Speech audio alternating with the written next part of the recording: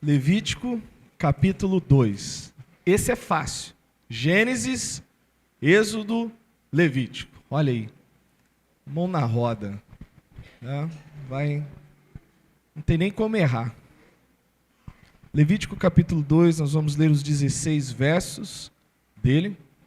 Diz assim. Levítico, capítulo 2. Quando alguma pessoa fizer oferta de manjares ao Senhor, a sua oferta será de flor de farinha. Nela deitará azeite e sobre ela porá incenso.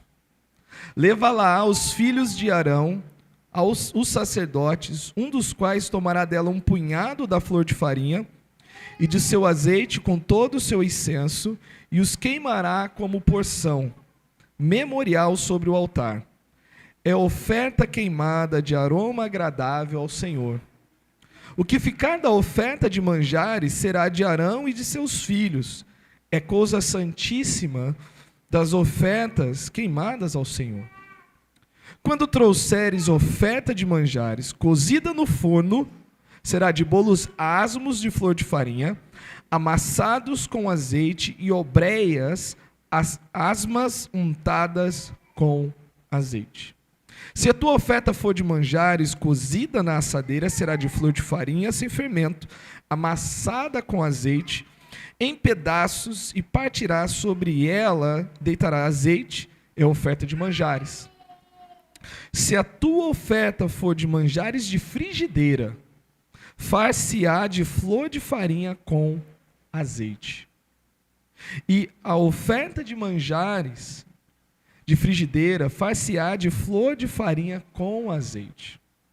É a oferta de manjares que daquilo se fará, trarás ao Senhor, será apresentada ao sacerdote, o qual o levará ao altar. Da oferta de manjares, tomará o sacerdote a porção memorial, e a queimará sobre o altar. É oferta queimada de aroma agradável ao Senhor.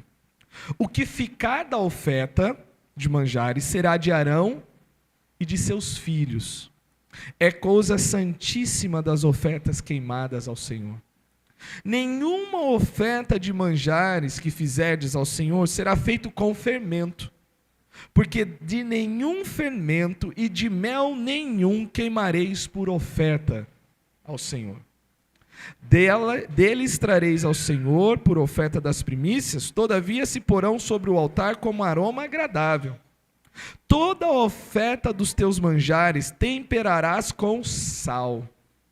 A tua oferta de manjares não deixarás faltar o sal da aliança do teu Deus. Em todas as tuas ofertas aplicarás sal. Se trouxeres ao Senhor oferta de manjares, das primícias farás a oferta de manjares das tuas primícias, de espigas verdes, tostadas ao fogo, isto é, o grão esmagado de espigas verdes. Deitarás azeite sobre ela, e por cima lhe porás incenso, é oferta de manjares. Assim o sacerdote queimará a porção memorial do grão esmagado e do azeite com todo o incenso. É oferta queimada ao Senhor. Oremos. Pai, nós somos instruídos na Tua palavra, em Romanos 12, a nos oferecermos como sacrifício vivo, santo e agradável a Ti. Desta forma, vamos experimentar a Sua boa, agradável e perfeita vontade. Muitas vezes, a correria do dia a dia, os problemas que nos cercam, as tribulações, as provações, as lutas internas, ó Deus, Satanás, o mundo, são inúmeras coisas que às vezes empurram o nosso coração a não cuidar dele primeiramente para estarmos diante do Senhor. Por isso, o Teu Espírito tem o poder de perscrutar cada um dos nossos corações, o nosso íntimo. A começar em mim, ó Deus, ajuda-nos que estejamos com a disposição que lhe é devida na Tua presença. Que o nosso coração medite em Ti acima de todas as coisas. Que sejamos alimentados pelo Senhor nesse momento. Em nome de Jesus. Amém. O apóstolo João, quando escreveu por direção do Senhor o livro do Apocalipse, em 2 episódios ele caiu por terra. Não sei se você lembra disso. Ele está lá, vendo as coisas assim maravilhosas, coisas futuras, e aí no meio de 2 circunstâncias, é tão grande o que ele está vendo que ele cai por terra, e ele cai em atitude de adoração. E aí o anjo, para o qual ele cai prostrado em adoração, nas 2 ocasiões, firmemente fala o que para ele? Quem lembra? Adora a Deus. Adora a Deus. Vou até ler Apocalipse 19:10, para a gente poder ver essa situação. E a resposta rápida, ele não só responde isso, ele diz mais coisas, mas a prontidão. Daniel também tem essa situação, mas aqui em João, em Apocalipse 19, versículo 10, diz assim: prostrei-me ante os seus pés para adorá-lo. Uma visão sublime de quem revelava. Ele, porém, me disse: vê, não faças isso, sou conservo teu e dos teus irmãos que mantêm o testemunho de Jesus. Adora a Deus, pois o testemunho de Jesus é o espírito da profecia. 22:9.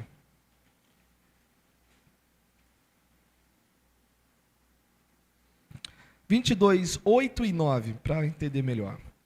Eu, João, sou quem ouviu e viu estas coisas. E quando as ouvi e vi, prostrei-me ante os pés do anjo que me mostrou estas coisas para adorá-lo. Então ele me disse: vê, não faça isso, eu sou conservo teu, dos teus irmãos, os profetas e dos que guardam a palavra deste livro. Adora a Deus. Em alguns lugares do nosso evangelicalismo brasileiro, e por que não dizer mundial, esse fenômeno pós-reforma, que é o que chama-se de evangelicalismo, adotou o seguinte pensamento, que na sua intimidade com Deus, você é livre para adorá-lo como quiser. Se eu quiser plantar bananeira na presença de Deus, eu vou fazer para adorá-lo. Se eu quiser pular, arranhar, sei lá. Dando-se a ideia de que a liberdade está na intenção.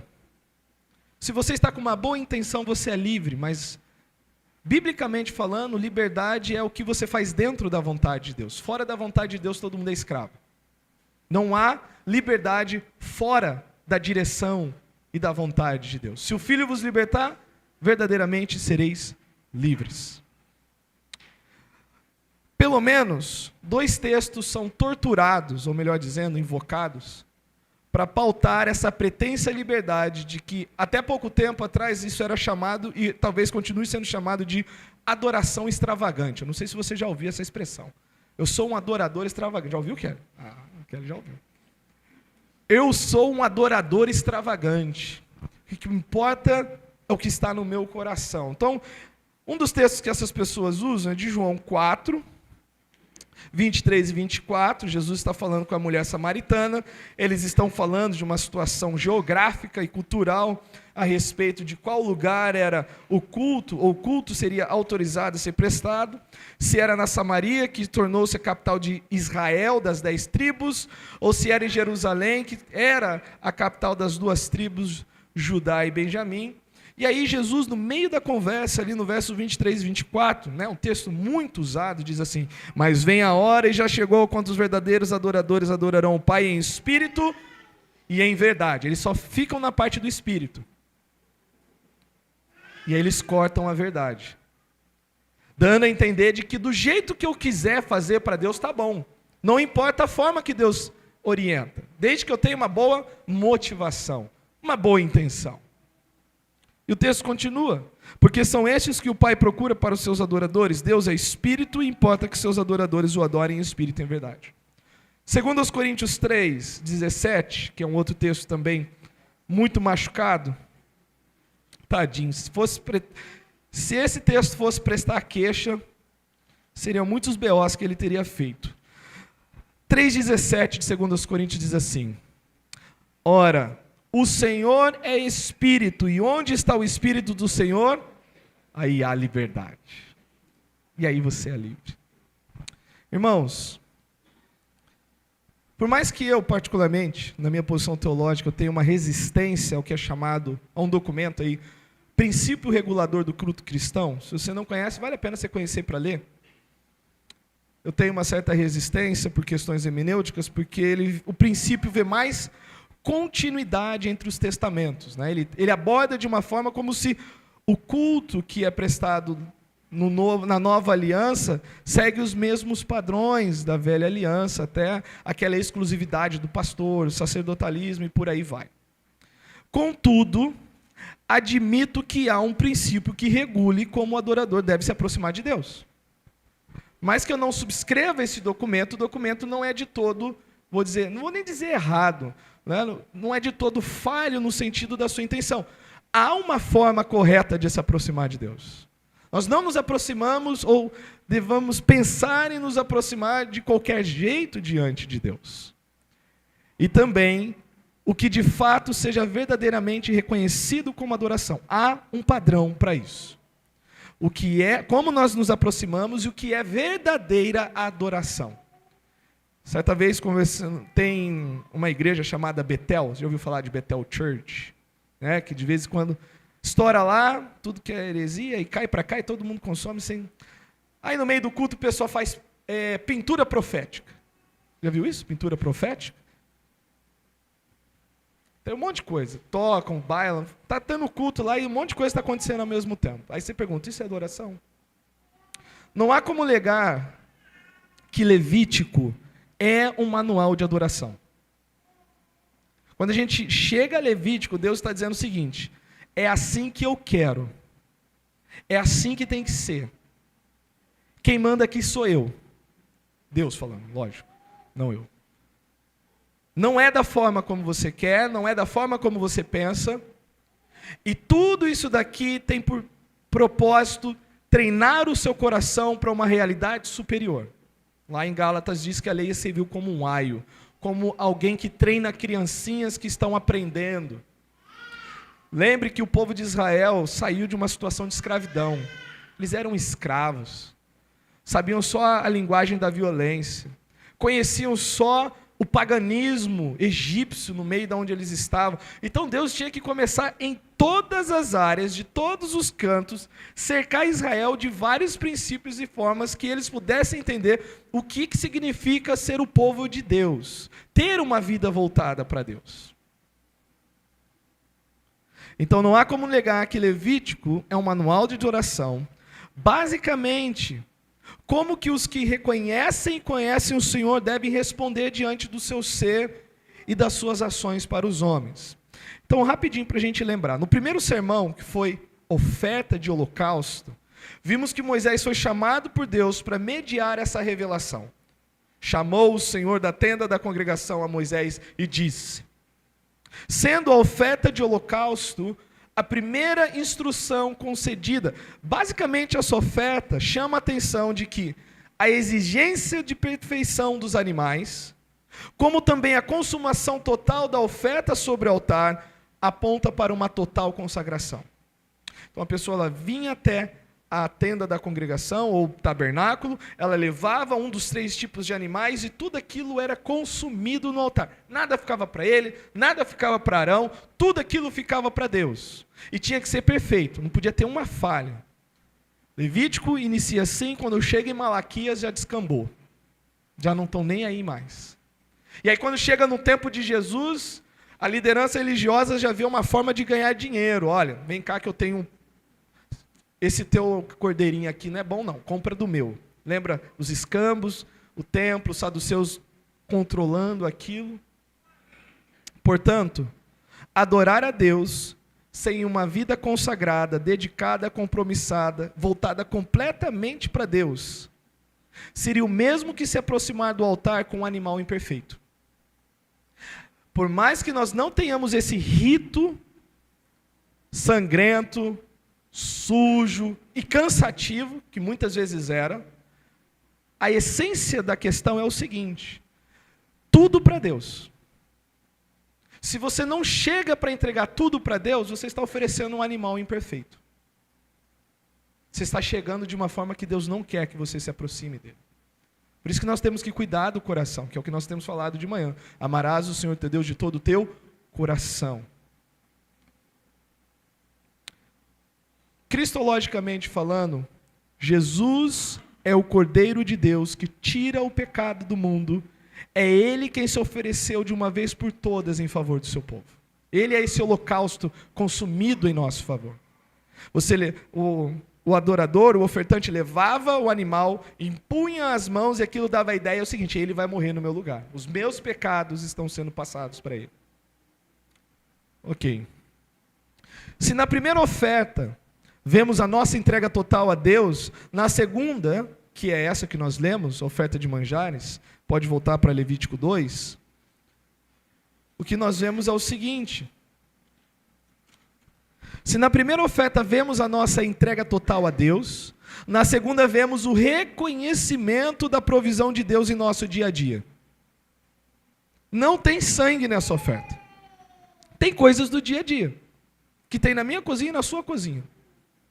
Coisas básicas.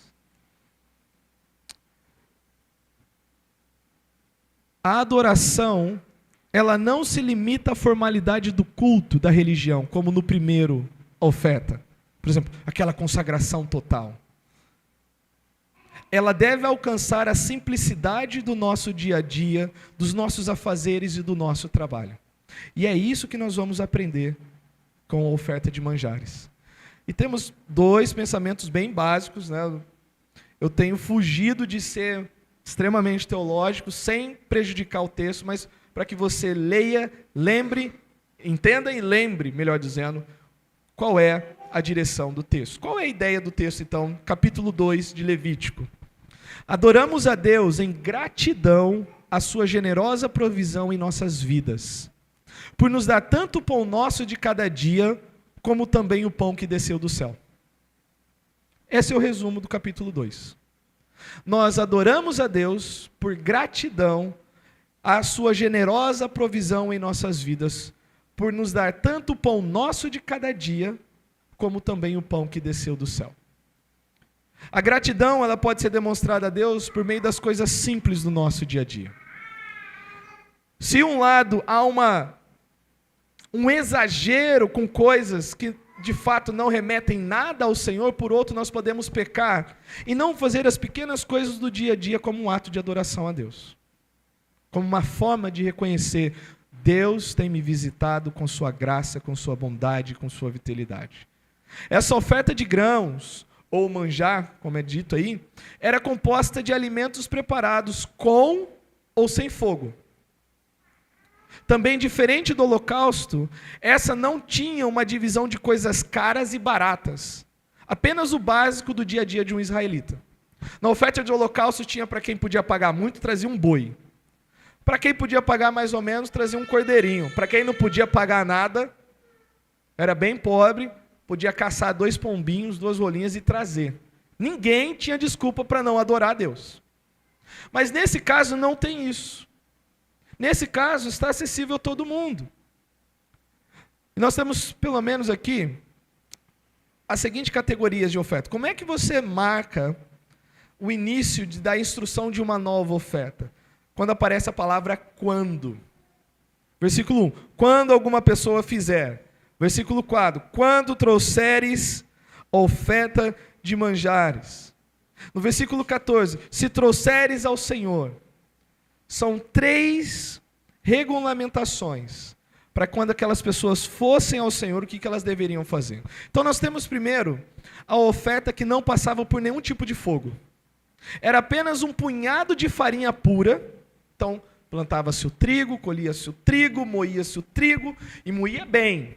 Porque não era qualquer tipo de farinha. Farinha Dona Benta é bom? É a melhor? Então é... Não? Ali, ó, tá o cozinheiro. Fala aí a melhor farinha.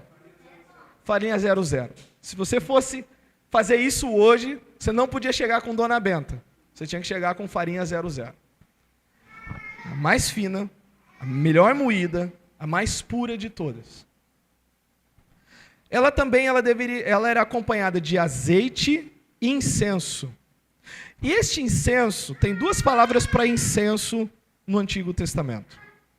Essa daqui, ela remete a uma casca de uma árvore, que quando ela era assim triturada, ela fazia um pozinho branco.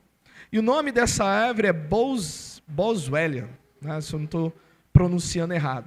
Boswellia. Hoje isso é vendido. Se você pôr Boswellia no Google, vai aparecer lá Mercado Livre, Shopee, comprimido, um monte de coisa. É tanto um aromatizante quanto um anti-inflamatório e um analgésico. Mas ela deveria ser colocada naquela mistura.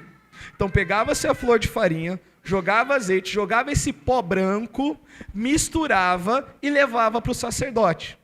O sacerdote pegava um punhado, levava para o altar e queimava, e aquilo servia como memorial, vou falar isso depois, e o que ficasse era para ele e seus filhos, Arão e seus filhos. Era o mantimento deles, né? Era o que eles iriam comer no outro dia, numa câmara separada do povo, mas era o que eles tinham, o pão deles de cada dia também. Então essa era uma oferta que não passava pelo fogo. Versículos 1 a 3 praticamente fala disso. Nos versículos 4 a 10, nós temos as ofertas que passam pelo fogo, e por 3 diferentes tipos de vasilhames, se eu posso colocar assim, ou de assadeiras, né? O ofertante ou adorador poderia se aproximar do Senhor oferecendo algo que tivesse passado pelo fogo. Mas o que era? Um bolo com farinha pura, preparado com azeite. De qualquer forma, a melhor farinha e o azeite tinha que estar junto lá. Quer no forno, na assadeira ou na frigideira, o recipiente ele deveria ser untado, né? Que é o que basicamente vai fazer um bolo, o que você faz? Ou você passa um azeite ou você passa a margarina, para a massa não grudar. Porque aquilo precisava ser retirado e quebrado em pedaços na hora da adoração. É como se, nossa, Deus está dando uma dica de culinária aqui? Não, não é isso. São novamente o quê? Coisas do dia a dia deles. O básico da comida, do sustento, do mantimento deles. E quando chega no final, nos versículos 14, 15 e 16, ele vai falar da oferta das primícias. Que boa parte da subsistência do povo de Israel era de agricultura, eles plantavam. E aí vai dizer o seguinte, olha, se trouxeres ao Senhor oferta de manjares das primícias, você foi lá e plantou trigo. Aqui está falando especialmente de milho, né?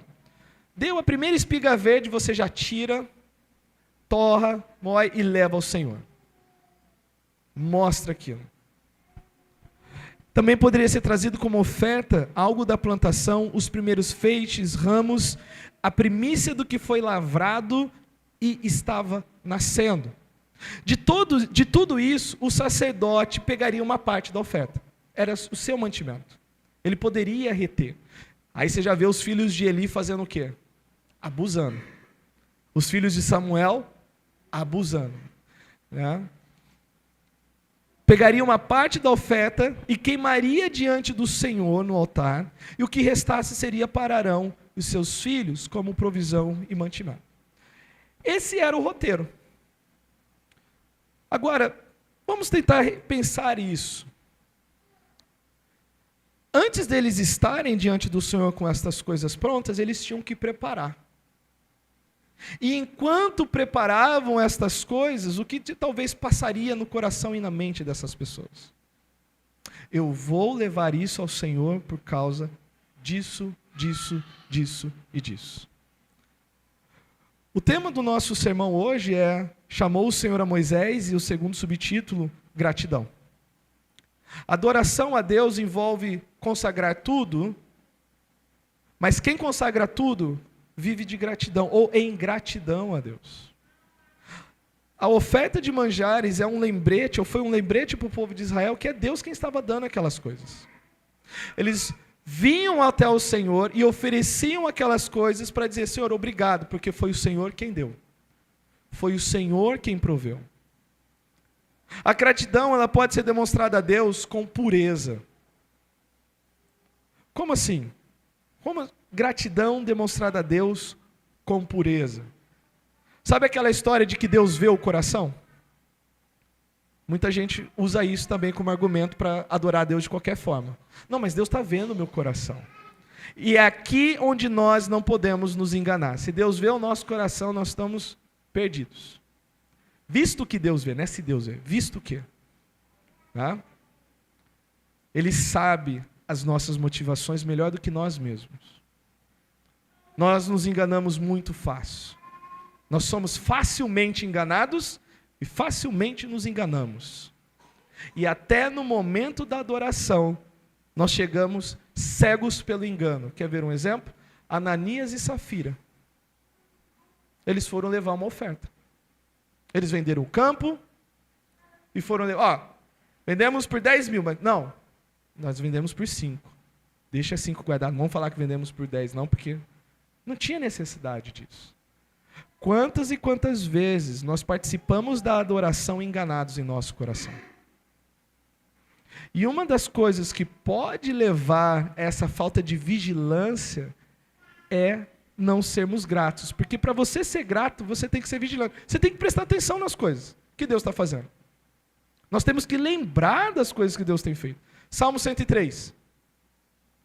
Bendize o Senhor a minha alma, e tudo que há em mim, bendiga o seu santo nome. Bendize o Senhor a minha alma, e não te esqueças de nenhum só dos seus benefícios. Quantas e quantas vezes a palavra memorial é citada no Velho Testamento? Para que te sirva por memorial, para que te lembres que o Senhor teu Deus fez isso, para que não esqueças. Quando a lembrança não está lá, o coração não vai acompanhar. E aí nós vamos chegar para adorar a Deus enganados. Lembra? Eu estou enfatizando que essa segunda oferta, ela toca no dia a dia nosso. Não como na primeira, que pode simbolizar a cerimônia ou aquela formalidade do culto, onde todos estão aqui, mas no nosso dia a dia. Se nós não vivemos o dia a dia com gratidão, nós não teremos um dia voltado em adoração a Deus. E aqui o requisito pureza, ele é muito importante. Adoração sem consagração pode ser que venha acompanhada por falta de pureza.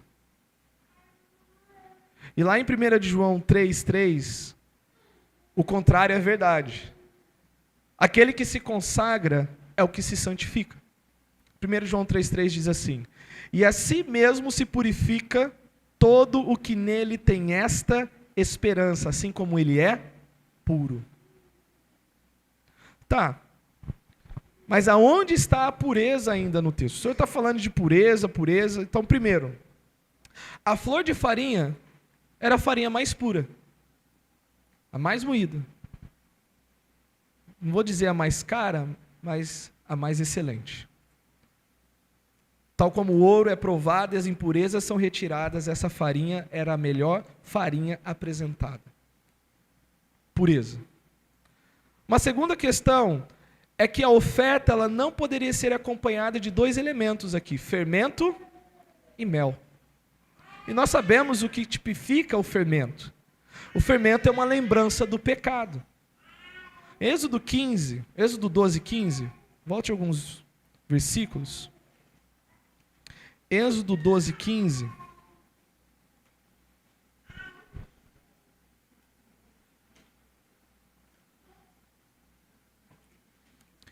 Quando tem o Seder de Pessa, que é o jantar da Páscoa, parte do ritual desse jantar, que acabou sendo trazido na tradição durante a história, tem uma parte do jantar que as crianças elas saem e elas vão procurar na casa se tem fermento. Então, se você já participou da cerimônia que o pastor Kilko faz lá em Pendotiba, todo ano, no dia de Páscoa, ensinando como cada item aponta para Cristo, tem isso. As crianças são conclamadas a olhar o salão e ver se vocês acham fermento em algum canto aqui. 7 dias comereis pães asmos. Um pão asmo é um pão sem fermento. Logo ao primeiro dia tirareis o fermento das vossas casas. Não poderia estar nenhum cômodo da casa. Pois qualquer que comer coisa levedada, desde o primeiro dia até o sétimo dia, essa pessoa será eliminada de Israel. Pena capital para quem comer fermento. Deus não estava de brincadeira. Quando ele diz, a apresentação diante dele tem que ser com perfeição e com pureza, Deus ele vai ensinando nessas pequenas coisas.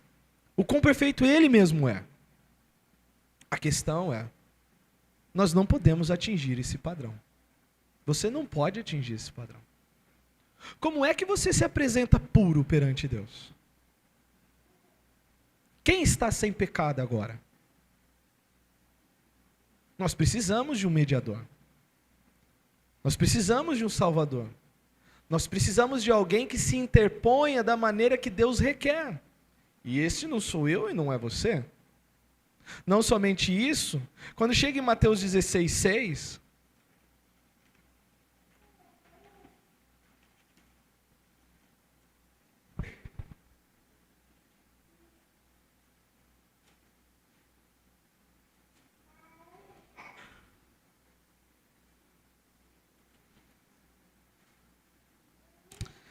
Mateus 16:6, Jesus está diante daqueles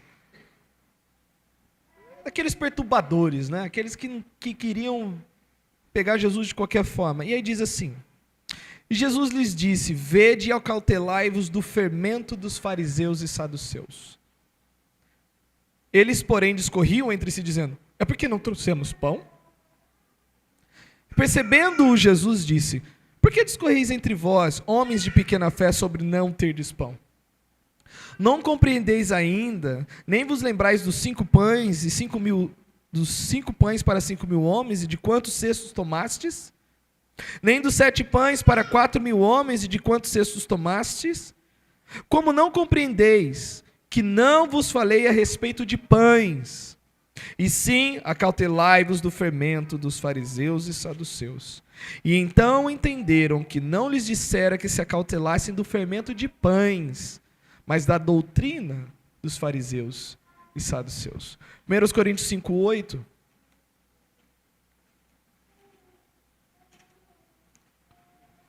Primeiros Coríntios capítulo 5, versículo 8.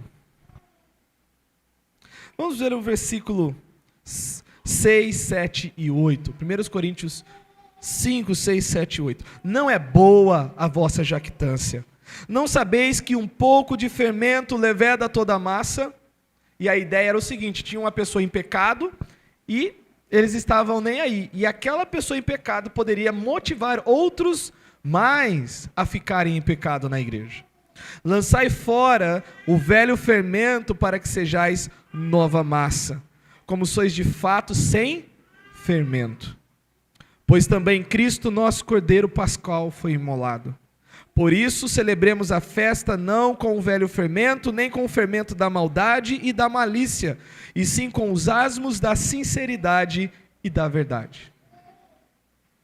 Por mais que essa pessoa viesse agradecer a Deus pela provisão, ela era lembrada do seguinte, olha, pureza deve fazer parte da sua vida, não só gratidão.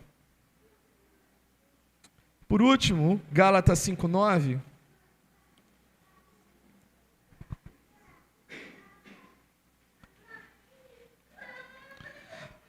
Os versículos 7, 8, 9. Vós corrieis bem. Quem vos impediu de continuar a desobedecer à verdade? Esta persuasão não vem daquele que vos chama.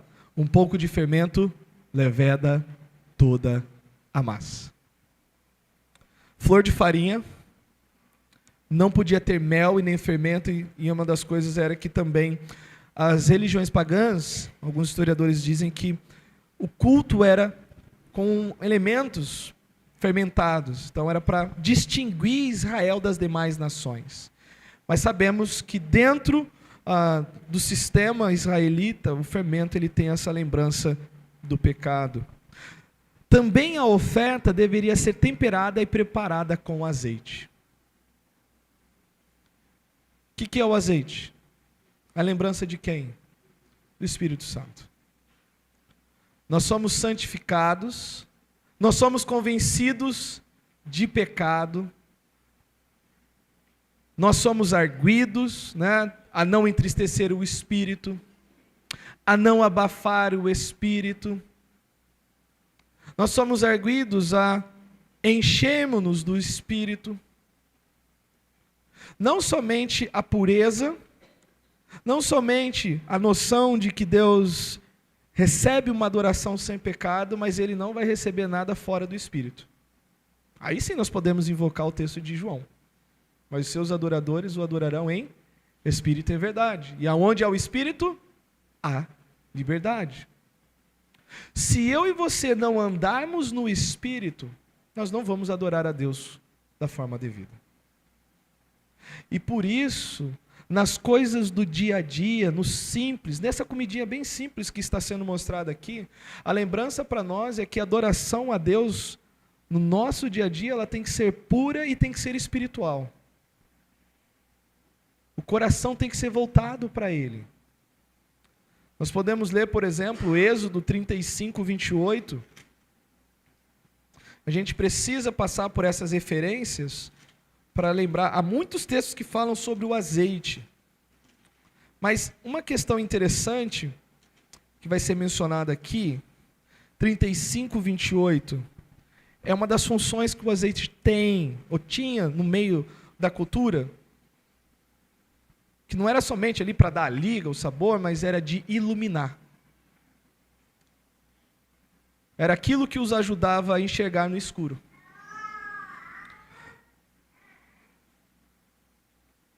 Êxodo 35, 28, 27 e 28. Os príncipes traziam pedras de ônix e pedras de engaste para a estola sacerdotal e para o peitoral. E os aromatas, pessoas especialistas nos aromas, e o azeite para a iluminação.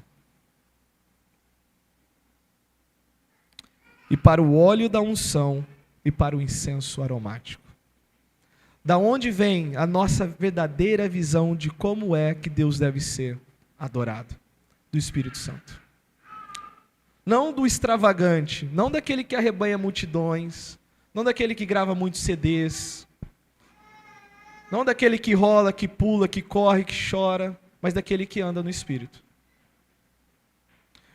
E hoje o nome de Deus é blasfemado entre os gentios, fazendo uma alusão aqui a Romanos, por causa dessas aberrações, em nome do Senhor. Teve até essa semana uma coisa, é cômico e triste ao mesmo tempo, né? Tá lá o pessoal no monte, e eles estão lá com sinceridade orando. Não estou falando que eles estão por maldade. E aí o homem está lá gravando um vídeo, né, falando, nós estamos aqui orando e tal, não sei o quê. E aí dá um problema na lente do celular. E aí fica meio embaçado a lente. A pessoa pensa que ela está revestida. E aí ela olha assim, ela percebe que a imagem dela está meio embaçada, ela acha que tem um anjo ali. E aí ela já começa a rodopiar e falar em línguas, o outro já começa a correr e tal, e você sabe que foi o quê? Só um problema na lente da câmera. Mas eu não julgo eles por causa disso. Eles foram sinceros, mas errados. Não basta sinceridade. Se a verdade não estiver lá, regada pelo Espírito Santo, você pode ser o mais sincero. O volume de sinceridade vai ser o volume do seu erro. Nós não adoramos a Deus segundo o nosso querer, a nossa forma. Até nas coisas básicas do dia a dia, nós devemos fazer com pureza, com santidade e com direção do Espírito. Somado a isso, 1 João 2,27 diz, e a unção que vem do Santo vos ensina todas as coisas. Enquanto na antiga aliança a unção era externa e simbólica de que o Espírito Santo estava capacitando homens, na nova aliança ela é permanente. É uma capacitação fixa. Somado a isso, temos algo aqui que eu deixei propositalmente, o sal da aliança. O que é esse sal da aliança? Quando a gente lê lá em Levítico, vamos lá para Levítico 2, versículo 13, toda a oferta dos teus manjares. Temperarás com sal. A tua oferta de manjares não deixarás faltar o sal da aliança do teu Deus. Em todas as tuas ofertas aplicarás. Tempera aí com sal. Vamos ler 2 textos para a gente pegar de referência. Primeiro é de Números 18, 19. Números 18, 19.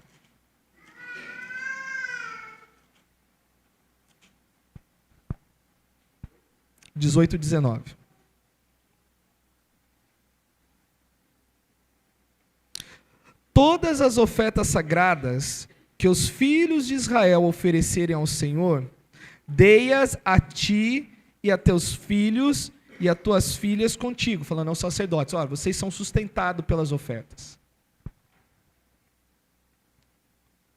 Por direito perpétuo. Aliança perpétua de sal perante o Senhor é esta, para ti e para a tua descendência contigo. Segundo o livro das Crônicas, capítulo 13, versículo 5. 1 e 2 Samuel, 1 e 2 Reis, 1 e 2 Crônicas. Capítulo 13, versículo 5.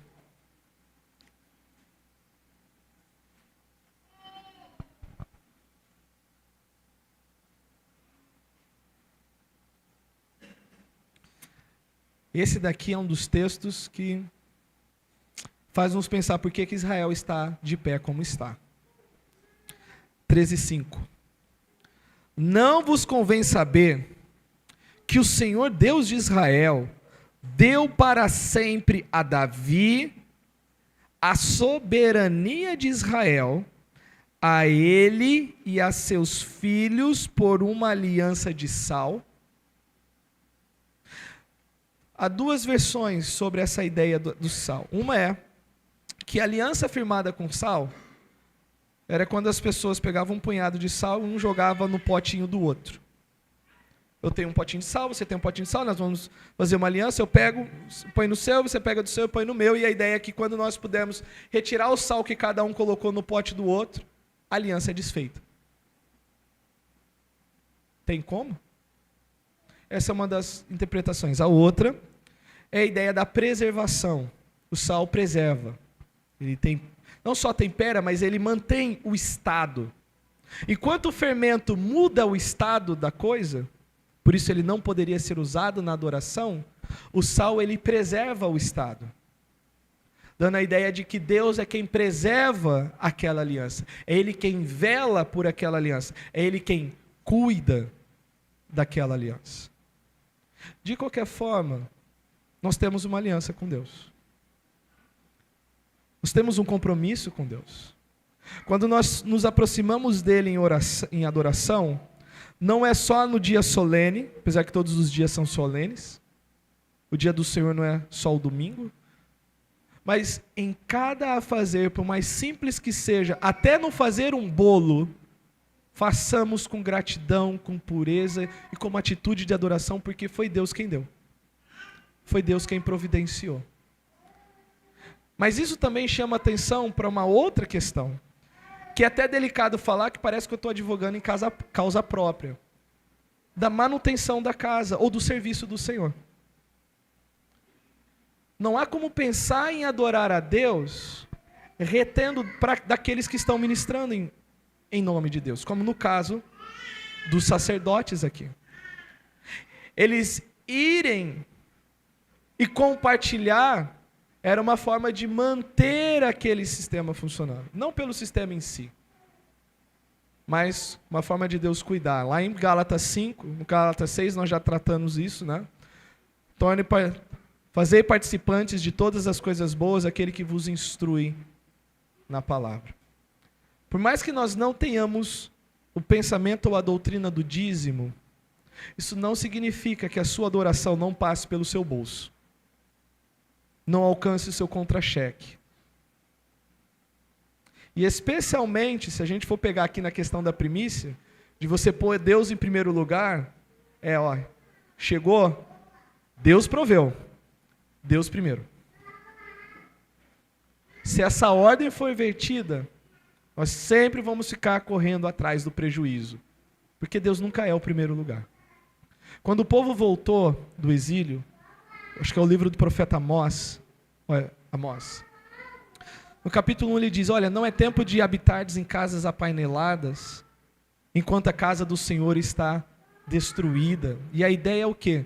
Eles voltaram, eles estavam preocupados em construir as casas deles, mas o centro da adoração não estava de pé, não estava pronto. E aí o texto diz, olha, vocês trabalham para pôr num saquetel furado. Quanto mais vocês trabalham, menos vocês têm. Por mais que há o exagero e o erro lá fora, isso não significa que não exista uma verdade sobre a contribuição. Existe uma verdade sobre a contribuição. Você é um mordomo do que Deus lhe confia. Não existe a parte de Deus e a parte sua. Existe a parte de Deus que você administra. Tudo. Vir adorar a Deus e não entregar isso a Ele é uma adoração falha. É apresentar um animal manco. Não é apresentar o melhor para Deus. Por um lado, eu não quero que ninguém se sinta constrangido, porque Deus ama aquele que dá com alegria e não por constrangimento. Mas a verdade que ilumina está aí. Faz parte da nossa adoração a Deus o reconhecimento dessa provisão que Ele nos dá. E esse reconhecimento vem em manter aquilo que representa a Deus. Como no caso aqui, eles mantinham os levitas. Para a gente terminar e concluir. Primeira aplicação. Como fora dito no início, nossa gratidão se dá, porque além de Deus prover o pão nosso de cada dia, como providenciou os israelitas, também nos concedeu o pão vivo que desceu do céu. A oferta de manjares é uma tipificação da humanidade perfeita de Jesus. Sem pecado, sem fermento. O fermento, ele altera o estado, o sal preserva. Ele veio, e como diz lá em 1 João, todavia, sem pecado. Nele não foi achado pecado. Esta oferta nos lembra que também o seu corpo foi oferecido em nosso lugar. Isaías 53:10, e agradou o Senhor moê-lo. Em João 6, vamos ler João 6, 32 e 35. Replicou-lhe Jesus, em verdade vos digo, não foi Moisés que vos deu o pão do céu. O verdadeiro pão do céu é meu Pai quem vos dá. Porque o pão de Deus é o que desce do céu e dá a vida ao mundo. Como é que o pão é feito? A farinha tem que ser moída, o trigo tem que ser moído, a farinha tem que ser preparada, o azeite tem que vir, ele precisa ser assado. Há todo um trabalho em cima. Então lhes disseram, Senhor, dá-nos sempre deste pão. Declarou-lhes, pois, Jesus, eu sou o pão da vida. O que vem a mim jamais terá fome, e o que crê em mim jamais terá sede. Porém, eu já vos disse que, embora me tenhais visto, não credes em mim. Terceiro, a oferta de manjares era uma dádiva ao Senhor, que o honrava como fonte de vida e de fertilidade da terra. Representava a dedicação a Deus do fruto do trabalho. Então não é somente o que você produz, mas é a gratidão pelos simples atos de poder trabalhar. Se Deus não desse a terra, se Deus não mandasse a chuva, se na sua providência Deus não cuidasse de tudo que fizesse propício para que aquelas plantas e todos aqueles cereais nascessem, não existiria trabalho. Ainda que tivesse outros trabalhos, né, mas é o Senhor que mantém toda essa realidade. É Ele que sustenta tudo isso. Sem o Senhor não há trabalho.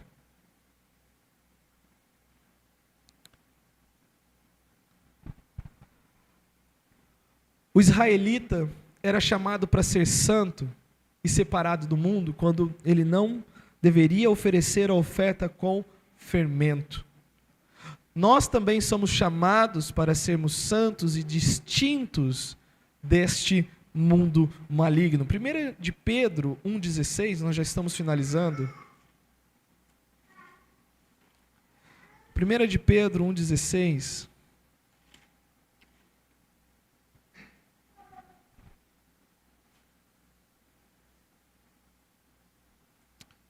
Verso 15 também. Não, 1,16, estava no 2. Porque está escrito, sede santos, porque eu sou santo. O cristão, ele deve evitar más associações. Lembra? O fermento não era para que eles tivessem nenhum tipo de lembrança ou associação com o paganismo da terra na qual eles entravam. Nós também devemos evitar más associações, aquelas, especialmente afiliações consideradas parte de uma cultura pagã. Lá em 1 aos Tessalonicenses 5:22, Paulo vai dizer o seguinte: abstende-vos de toda forma de mal. Ou outra tradução, abstende-vos da aparência do mal. E finalmente, quando fala do sal, por mais que aponte sobre a aliança, nós somos também o sal da terra. Calvino, ele diz o seguinte: quando formos examinados e provados pelo fogo, seremos sacrifícios aceitáveis a Deus. E que este é o tempero do sal, quando nossa carne, com suas afeições, tiver sido macerada, purificada. A suma de tudo é, a vida cristã, na sua simplicidade, fora dessas 4 paredes, é uma vida de adoração também. Na sua simplicidade, com pureza, com consagração, com submissão ao Espírito Santo, adorando a Deus nas pequenas coisas, porque Ele é o provedor de tudo. Nós expressamos gratidão a Deus quando nós levamos a sério fazendo as coisas para Deus. Paulo vai falar isso aos Efésios, vai falar isso aos Colossenses, quando trata do trabalho. Nós estamos servindo aos senhores, mas nós estamos servindo quem? A Cristo Senhor é que nós estamos servindo. Que isso mude a nossa visão até do trabalho. Pode ser difícil, pode ser custoso, o ambiente, as pessoas, mas o seu patrão é Deus. O seu patrão é Deus. É Ele quem mantém, é Ele quem provê. A dádiva, toda boa dádiva, todo dom perfeito, o ato de dar e o que é dado, vem do alto, descendo do Pai das luzes, em quem não pode existir variação ou sombra de mudança. Deus nos abençoe. Vamos orar. Senhor, nos ajuda a que isso não fique como um mero conceito no nosso coração depois da pregação. Nós precisamos realmente treinar o nosso coração em adoração verdadeira, com pureza, com simplicidade, com verdade, com iluminação para o Senhor. Lembrando de que temos uma aliança contigo, de que viemos a Ti debaixo dos Teus termos e não podemos mudar isso, de que o Senhor venha a nós nos nossos termos. Guarda-nos, ó Deus, de alguma forma desonrar ao Senhor, profanar o Teu nome e tratar com leviandade o ato da adoração, pensando naquilo que é prazeroso, bom e agradável para nós, em lugar daquilo que é verdadeiro diante do Senhor. Tudo isso em nome do Senhor Jesus. Amém. Deus abençoe e até a semana que vem, se assim o Senhor permitir.